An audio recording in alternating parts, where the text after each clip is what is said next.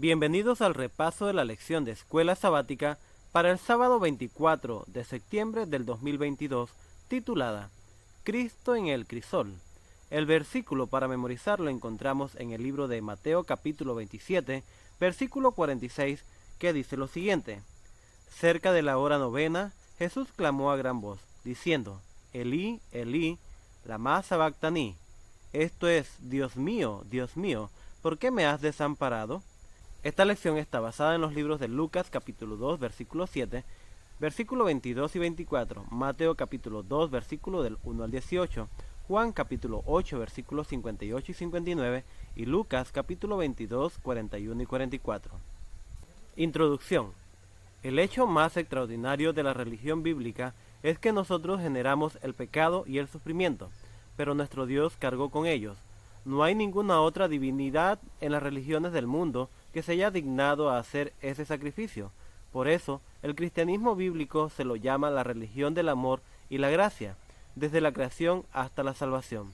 Dios nos creó por gracia y sin nuestra contribución, porque nos amaba, y Dios nos salva por gracia, sin nuestra contribución también, porque nos ama. No obstante, en ambos casos, creación y salvación, tenemos la opción de aceptar o rechazar su intervención de gracia. Después de ser creados por gracia, Adán y Eva tomaron la decisión de rechazar el acto de creación de Dios y eligieron el camino de la rebelión, que conduce a la aniquilación o a la muerte. Después de ser salvos por gracia mediante la muerte de Cristo en la cruz, cada uno de nosotros tiene la opción de aceptar el sacrificio de Dios en nuestro lugar y regresar a su reino de luz, gracia y amor, o rechazar su gran salvación y desaparecer en la inexistencia eterna. Elige hoy, pero elige el amor, elige la gracia, elige la vida. Elige el amor de Dios, la gracia de Dios y la vida de Dios. Esto te hará feliz, esto hará felices a tus seres queridos y a Dios. Temática de la lección. Esta lección está basada en dos puntos principales. El sufrimiento de Jesucristo no representa meramente el sufrimiento de otro ser. Su sufrimiento es la escena del amor y la salvación de Dios en nuestro favor. Jesucristo sufrió por nosotros y en nuestro lugar para rescatarnos del poder del pecado, el sufrimiento y la muerte para siempre. Y el segundo punto es lo que Jesús sufrió en el Getsemaní y lo que significa para nosotros. Comentario. Si desde las primeras horas de vida Jesús experimentó y estuvo rodeado de tragedias y sufrimientos humanos, negación, rechazo, pobreza y humildad, nació en un pesebre, sufrimiento físico, circuncisión, masacre, persecución y huida. Durante su niñez, Jesús continuó experimentando el sufrimiento humano. Sin embargo, el bautismo de Jesús, al comienzo de su ministerio, señaló su entrada al crisol para el que había venido, el tipo de ministerio que había venido a ofrecer. ¿Por qué se bautizó y no tenía ningún pecado? Por supuesto, se bautizó para darnos ejemplo. Elena de White dice que Jesús no recibió el bautismo como una confesión de culpabilidad propia. Se identificó con los pecadores, dando los pasos que debemos dar y haciendo la obra que debemos hacer. Su vida de sufrimiento y paciente tolerancia después de su bautismo fue también un ejemplo para nosotros. Pero el bautismo de Cristo no se reduce a un mero ejemplo. El apóstol Pablo explica el significado del bautismo en términos de muerte y resurrección. ¿O no sabéis que todos los que hemos sido bautizados en Cristo Jesús hemos sido bautizados en su muerte? Porque somos sepultados juntamente con Él para muerte por el bautismo, a fin de que como Cristo resucitó de los muertos por la gloria del Padre, así también nosotros andemos en vida nueva. Romanos capítulo 6, versículos 3 y 4. En otra parte, Pablo explica que Dios, al que nos conoció pecado, por nosotros lo hizo pecado, para que nosotros fuésemos hechos justicia de Dios en Él. Segunda de Corintios capítulo 5, 21.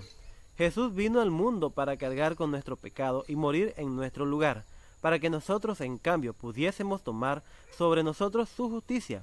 Elena de White escribe: después de salir del agua, Jesús se arrodilló en oración a orillas del río.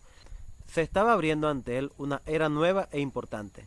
De una manera más amplia, estaba entrando en el conflicto de su vida.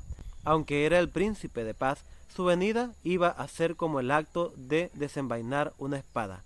Nadie en la tierra lo había comprendido y durante su ministerio debía continuar andando solo. Como uno de nosotros, debía llevar la carga de nuestra culpabilidad y desgracia.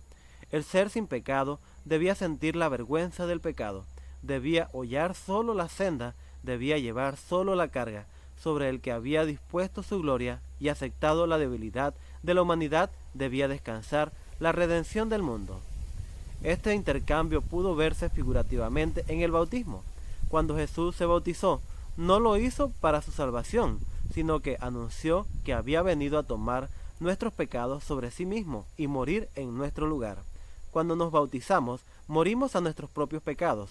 Junto con Jesús recibimos su justicia y luego nos levantamos de las aguas bautismales para llevar una vida nueva. Siguiente punto a tratar. Jesús en el Getsemaní. En la cruz de Cristo, John R. W. Scott, en el año 1921 al 2011, el famoso teólogo y evangelista anglicano intenta comprender el crisol de Jesús en el Getsemaní, comparando a Jesús con Sócrates, que enfrentó la muerte. Sócrates en el año 470 y 399 a.C. Uno de los fundadores de la filosofía y la cosmovisión occidental tenía unos 70 años cuando una corte ateniense lo condenó a muerte por corromper a la juventud y por impiedad. Rechazaron a los dioses de la ciudad. Sócrates debía morir bebiendo una taza de veneno.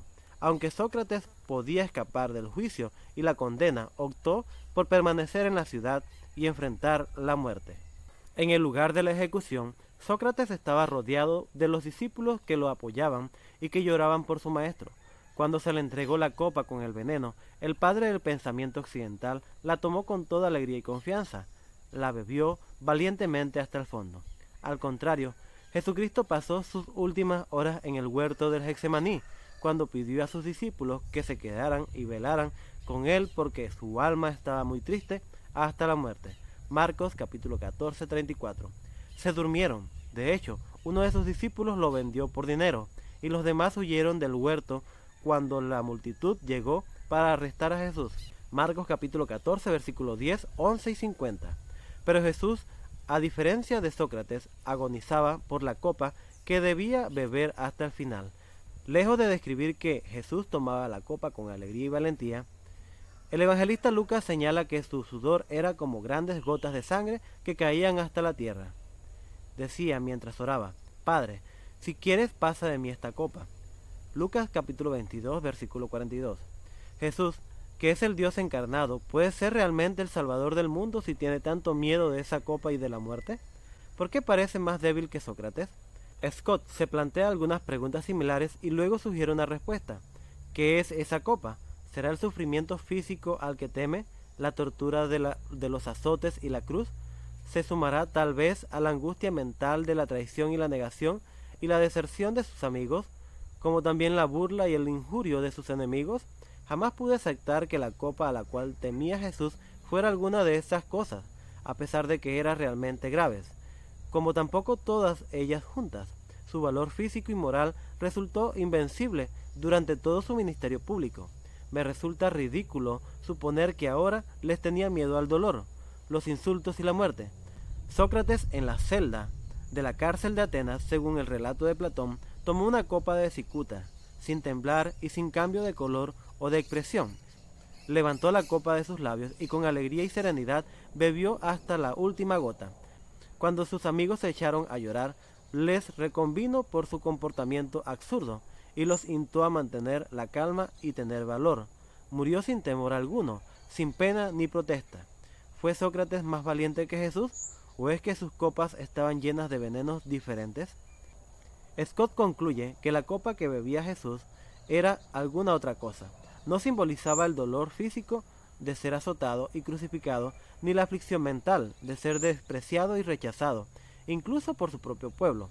Era la agonía espiritual de cargar con los pecados del mundo, en otras palabras, de enfrentar el juicio divino que dichos pecados merecían. La cruz de Cristo, página 87. De hecho, Sócrates murió la muerte del pecado común, y como señala Scott, los mártires cristianos tuvieron una muerte aparentemente mucho más heroica que la de Jesús cuando murieron en la pira. La muerte de Jesús, al igual que su bautismo, fue única. Mientras que todos los seres humanos que mueren experimentan la muerte como seres humanos pecadores, Jesús, el Hijo de Dios sin pecado, murió la muerte que representa el juicio de Dios sobre el pecado. Por eso la resurrección de Jesús es el acontecimiento más singular y extraordinario de la historia del universo. Ningún ser humano, incluyendo a Sócrates, podría morir esa muerte y volver a vivir. Ningún ser humano podría morir esa muerte y llegar a ser el Salvador del mundo. Elena de White también describe el contenido de la copa. Al acercarse Jesús a Getsemaní, se fue sumiendo en un extraño silencio. Con frecuencia había visitado ese lugar para meditar y orar, pero nunca con un corazón tan lleno de tristeza como esta noche de su última agonía. A lo largo de toda su vida en la tierra había caminado a la luz de la presencia de Dios. Mientras se hallaba en conflicto contra hombres inspirados por el espíritu de Satanás, pudo decir: el que me envió conmigo está, no me ha dejado solo el Padre, porque yo hago siempre lo que le agrada. Juan capítulo 8, versículo 29. Pero ahora le parecía estar excluido de la luz de la presencia sostenedora de Dios. Ahora se contaba con los transgresores, debía llevar la culpabilidad de la humanidad caída. Sobre el que no conoció pecado, debía ponerse la iniquidad de todos nosotros. Tan espantoso le parece el pecado, tan grande el peso de la culpabilidad que debe llevar, que está tentado a temer que quedaría privado para siempre del amor de su Padre. Sintiendo cuán terrible es la ira de Dios contra la transgresión, exclama: mi alma está muy triste hasta la muerte. Aplicación a la vida. Recuerda la experiencia de tu bautismo. ¿Cómo percibes tu bautismo a la luz del bautismo de Jesús? Tu percepción. ¿Cuánto te ayudará a enriquecer tu experiencia de morir al pecado y vivir para el reino de Dios? Este entendimiento, ¿cómo profundiza tu pacto con Dios y tu compromiso con la causa de Dios a toda costa?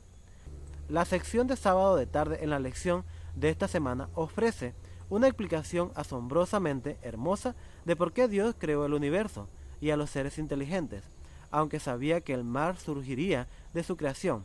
Valía la pena para él, pero también valía la pena para nosotros. De lo contrario, nunca hubiéramos existido. Pero hay más. Dios podía decidir que valió la pena porque no solo tenía el poder de la creación, sino además, en el caso de la caída, tenía la solución: tomar nuestro pecado sobre sí mismo. ¿Qué es el poder de la salvación y el poder de la resurrección? Esta noción, ¿cómo cambia tu perspectiva de Dios, de tu creación y la salvación? Gracias por haberte quedado con nosotros en el repaso de la lección de Escuela Sabática.